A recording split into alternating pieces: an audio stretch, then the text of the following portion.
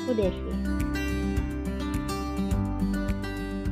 Ini kisahku kala aku masih berstatus mahasiswa baru.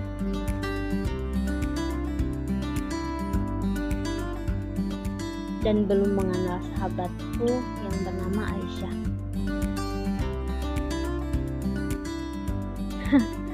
Lucu sekali rasanya ketika mengingat masa itu.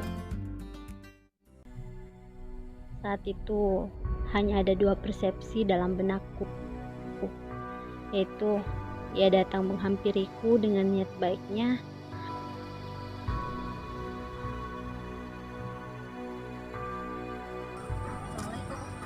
Waalaikumsalam. Oh iya, kasih. atau ia datang dengan mempermalukanku dengan cara menasehati di depan khalayak umum. Halo Surya, muka curhat. Ye, madai. Masa tuh ada di situ tadi cuti. Masa tuh burka bilang auratmu, lenganku. Ya lenganku. Masa bilang aurat ta? Nambahnya orang lagi bilang begitu. Ih, nah begini memang style tak tuh. Ih, Oh, macine tu, macine. Taja ni no padi mo troy. Cine tonga itu. Taja mo ka.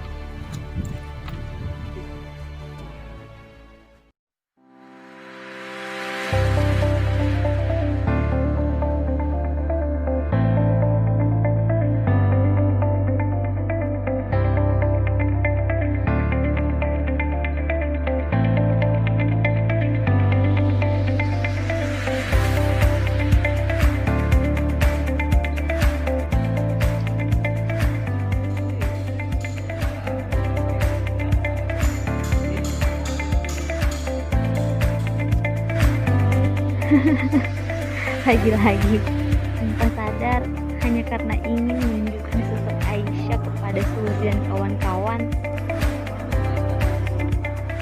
Awal perkuliahan kami menjadi cerita yang tidak diharapkan. Itu soal kemarin. Intinya kita dapat menerimanya dengan tangan terbuka. Poin pentingnya, saya dan Aisyah sudah bersahabat dengan baik tanpa mengedepankan ego kami. Insya Allah, saya akan berusaha sedikit demi sedikit untuk menuju pribadi wanita yang lebih baik.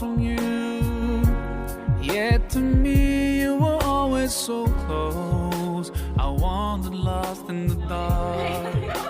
I closed my eyes to all the signs you put in my Dari masa lalu, way. aku belajar bahwa sebelum memakan sesuatu perlu untuk mengunyah, lalu menelan. Dan begitu pun dalam menerima informasi, perlu menelaah sebelum menghakimi sesuatu. Perbedaan adalah keniscayaan dari Tuhan. Justru dengan perbedaan adalah kelebihan. Sebagaimana atas firman Allah dalam surah Al-Hujurat ayat 13. Dan dengan perbedaan tak mesti harus saling mencari kesalahan orang lain. Al-Hujurat ayat 10-12. Mari saling menjaga ukhuwah dan merangkul satu sama lain. All the things you have given to me, I never thanked you. Moderasi beragama adalah bagaimana suatu umat dalam beragama memahami nilai-nilai pada agama tersebut secara benar berdasarkan kitab-kitab suci pada agama-agama tersebut. Karakter moderasi beragama adalah umat beragama yang mampu memahami, menghormati, serta menghargai perbedaan pendapat atas umat-umat yang berbeda agama, berbeda ras, suku, dan budaya, serta memiliki perbedaan dalam pemilihan politik, serta mereka yang senantiasa untuk mencari solusi dari setiap persoalan yang terjadi. Poin kedua, cara memberi nasihat. Yang pertama, niat memberi nasihat harus ikhlas. Sama seperti kebaikan lainnya, memberi nasihat juga merupakan sebagian dari ibadah. Karena itu, memberi nasihat harus dilandasi dengan niat yang ikhlas agar bisa mendapatkan pahala dari Allah Subhanahu wa Ta'ala. Yang kedua, menggunakan kata-kata yang baik. Nasihat yang diberikan harus menggunakan kata-kata yang baik. Dalam hadis riwayat Muslim disampaikan bahwa ada tingkatan memberi nasihat, yaitu menggunakan lisan, menggunakan tangan, dan menggunakan hati. Yang ketiga, tabayun sebelum memberi nasihat.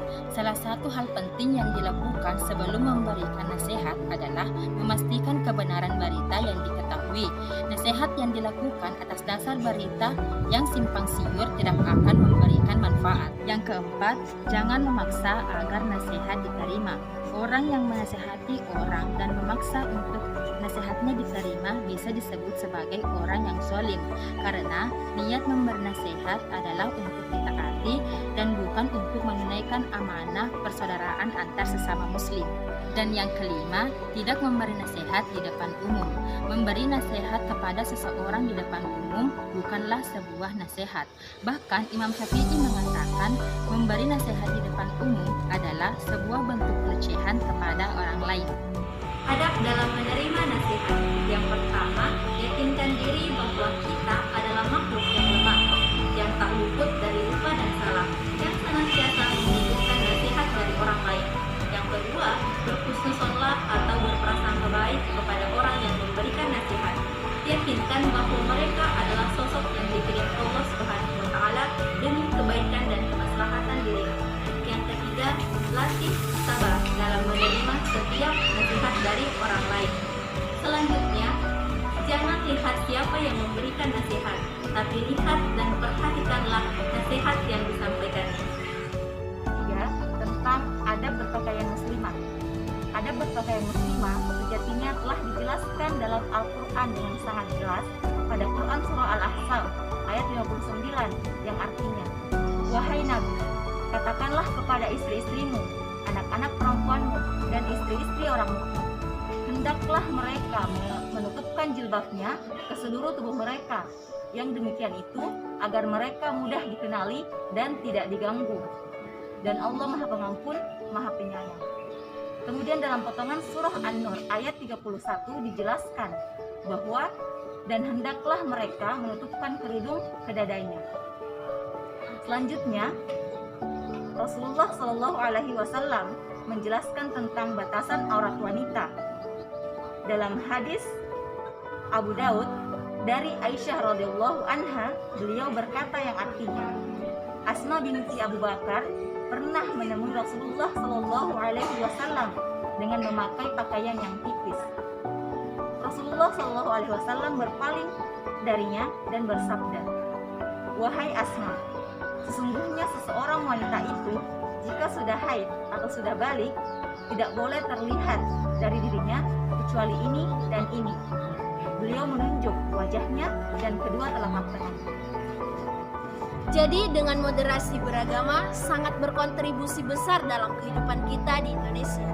Karena dengan moderasi beragama kita dapat saling menyayangi dan saling menghargai antar sesama umat manusia. Poin pentingnya di sini adalah bukan agamanya yang harus dimoderasi, namun penganutnya lah yang harus bersifat moderat. Karena Indonesia adalah negara yang penuh dengan keberagaman, dengan suku, agama, dan ras yang dianutnya. Kita bersatu karena kita memiliki sikap toleransi. Mari bersikap moderat, mari budayakan toleransi. Sekian dari kami, wassalamualaikum warahmatullahi wabarakatuh.